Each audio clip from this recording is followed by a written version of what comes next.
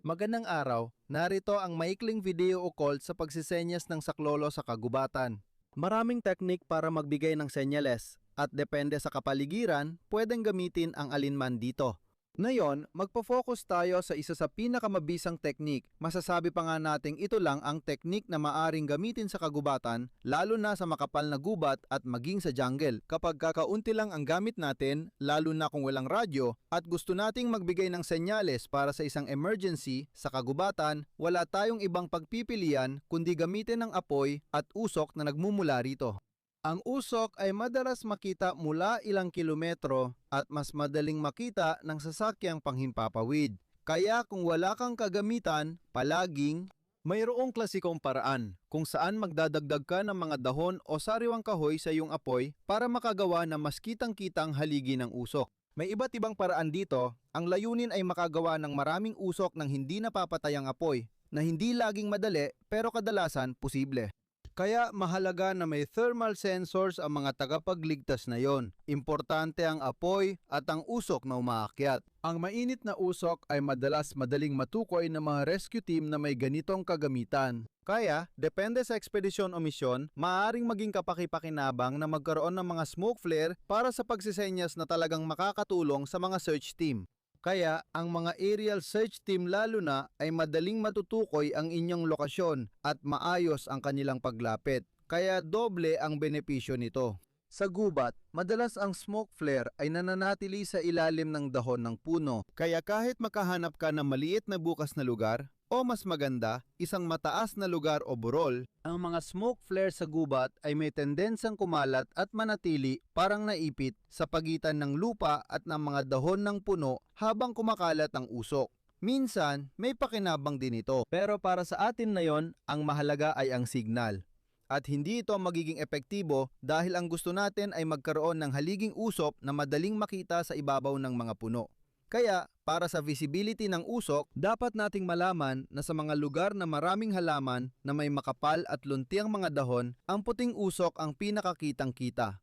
Sa mga disyertong lugar naman, ang itim na usok ang mas madaling mapansin. Kaya doon, magsusunog tayo ng plastic o gulong kung posible at kung meron tayo. At sa pangkalahatan, para sa SOS, para sa kagipitan, para sa emerhensya, kulay kahel o pula ang ginagamit. Ngayon, ang teknik na ipapakita natin ngayon ay interesante dahil pagsasamahin nito, iuugnay nito ang apoy at usok na pananda para mas mapalakas ang ating signal. Kapag alam natin ang teknik na ito na may maraming benepisyo, makikita natin ito. May hilig tayong gamitin ito kahit sa bukas na lugar dahil palaging mapapabuti nito ang ating pagsenyas. Dapat ding tandaan na ang mga teknik na gumagamit ng usok na pananda ay lubos na hindi epektibo sa gabi at gagamitin lang natin ito sa araw lang.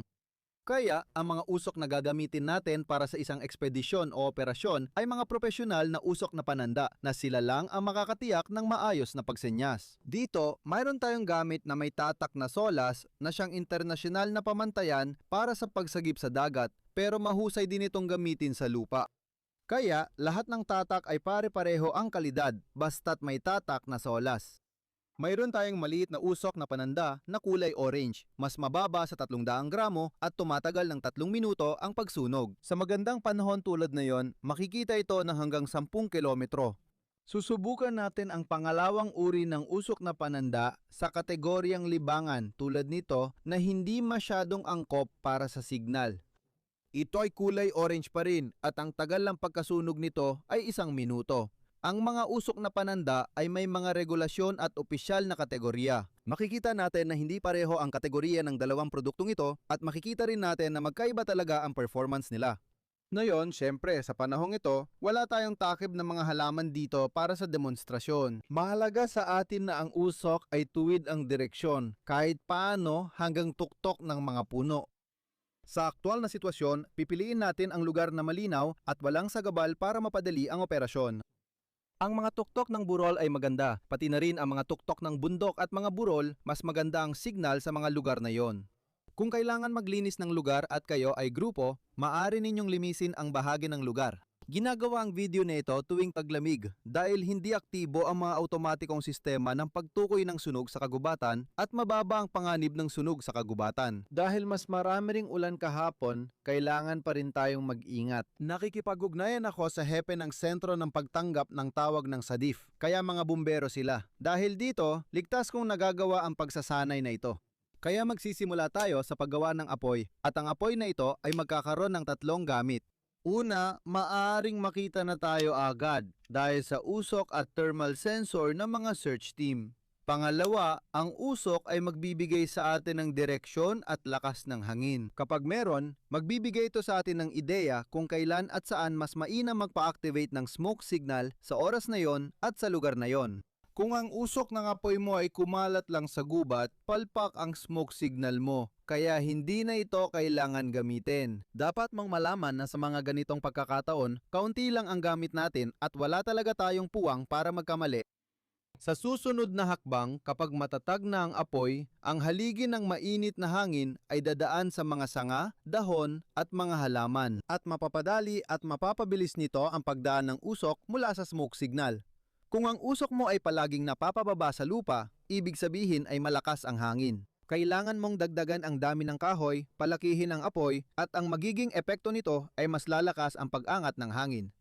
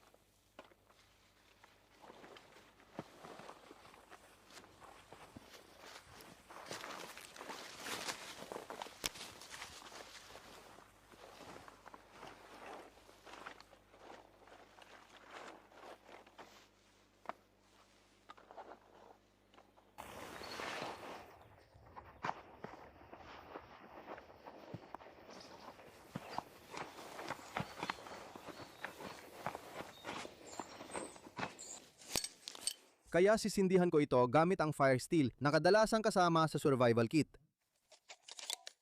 Gagawin ko na ito, pring ko. Kailangan na natin.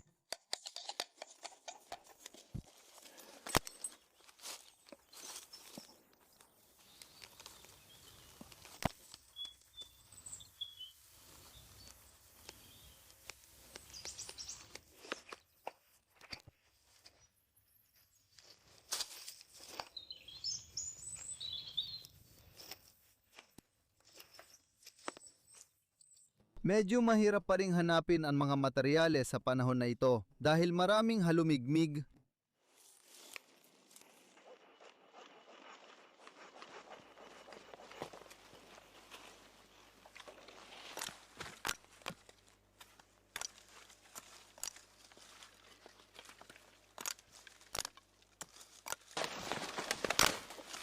Dalawang metro ang pinakamababa.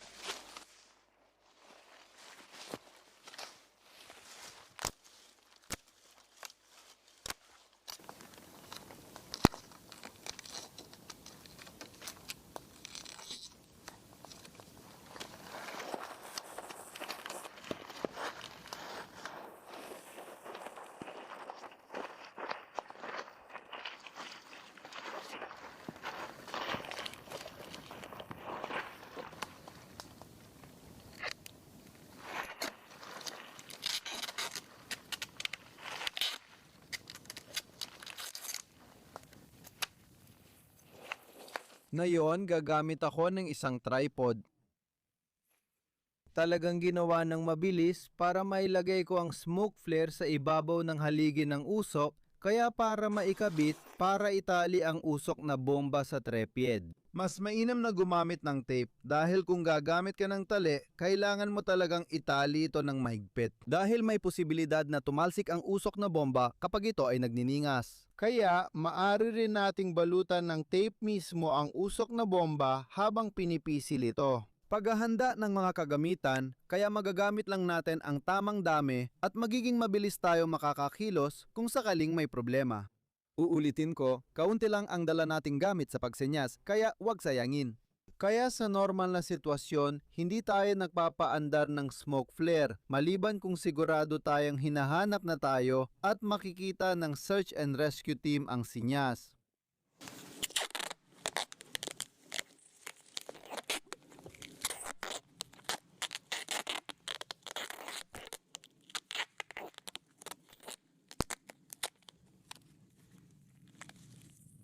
Kaya, sa sitwasyon ng paglikas, ang paggawa ng apoy ay magpapahintulot sa atin na maghintay at kumilos kapag may nakita tayong helicopter halimbawa.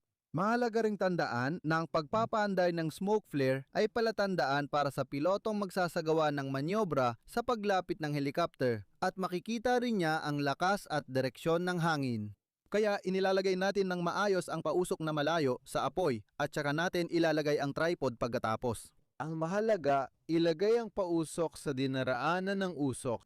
Kapag may hangin, halimbawa, medyo malilihis ito mula sa apoy, kaya hindi ito eksaktong nasa mismong ibabaw ng apoy.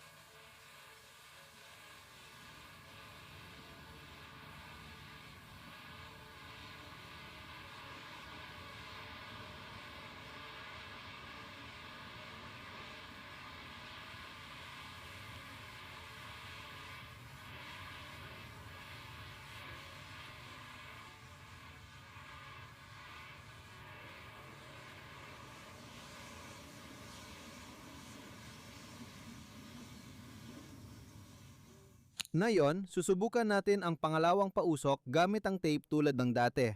Itong mga pausok na ito may labasan ng gas sa magkabilang gilid, kaya ilalagay natin ito sa paraang makakalabas ng maayos ang mga gas.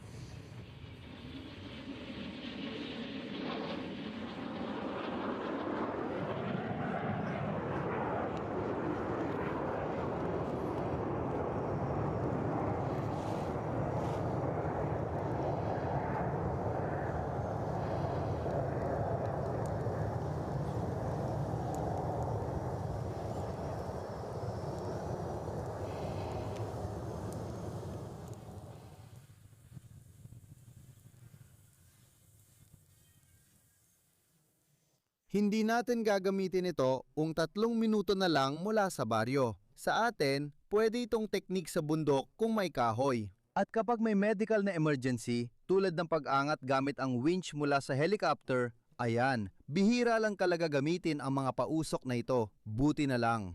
Pero isa ito sa maraming teknik na magandang malaman, magandang tandaan. Pagdating sa survival, kahit anong dagdag na kaalaman ay pwedeng makapagsalba ng buhay mo balang araw, kaya wag baliwalain ang kahit ano. Kita-kits ulit sa susunod na video. Para sa gustong matuto pa, mag-oorganisa ako ng mga pagkikita ngayong taginit kung saan magkikita-kita tayo rito sa aktual na immersion at magpa-practice. Para sa lahat ng interesado, manatiling nakatutok dahil magbibigay ako ng update tungkol dito sa tamang panahon. Salamat sa lahat ng nanood hanggang dulo, maghanda kayo at higit sa lahat, ingatan ninyo ang inyong sarili.